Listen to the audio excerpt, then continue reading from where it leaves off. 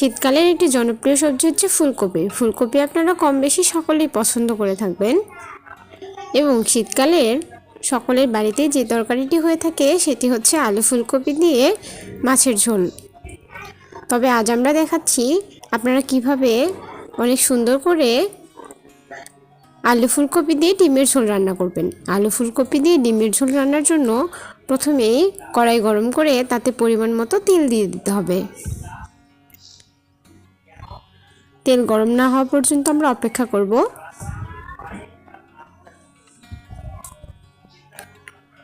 তেল গরম হয়ে গেলেই আমরা সেখানে দিয়ে দেব আগে থেকে সিদ্ধ করে রাখা এবং খোসা ছাড়িয়ে রাখা ডিম।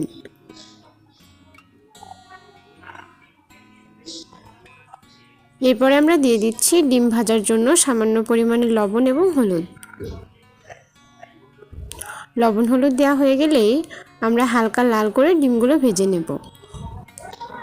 ডিম ভাজা হয়ে গেছে। এবারে আমরা ডিম ভাজা তেলে দিয়ে দিচ্ছি ফুলকপি। ফুলকপিগুলোকে আমরা ভেজে নেব।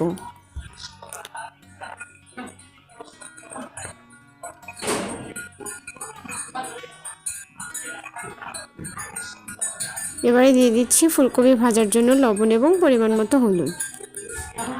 লবণ হলুদ দেওয়া হয়ে গেলে আমরা হালকা লাল করে ফুলকপিগুলোকে ভেজে নেব।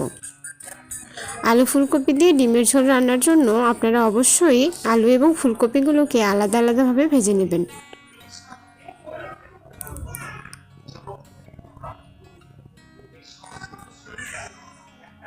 ফুলকপি ভাজা হয়ে গেছে।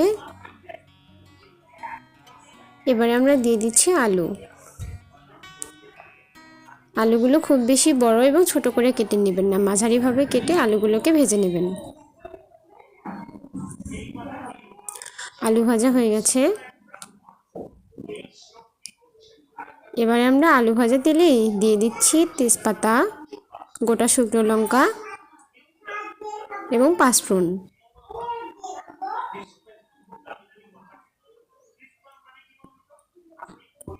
এগুলো ভাজা হয়ে গেলেই আমরা দিয়ে দিচ্ছি এখানে পেঁয়াজ কুচি।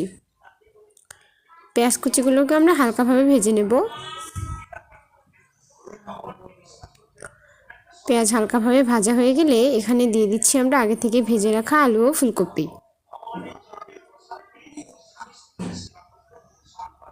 এবারে দিয়ে দিচ্ছি আদা বাটা,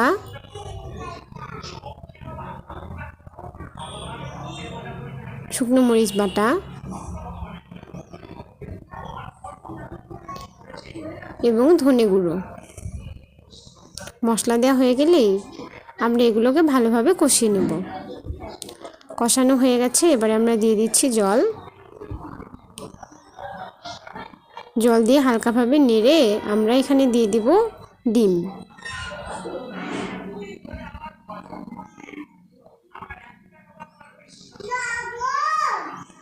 আপনারা দেখতেই পাচ্ছেন কত সুন্দর হয়েছে আলু ফুলকপির ঝোল।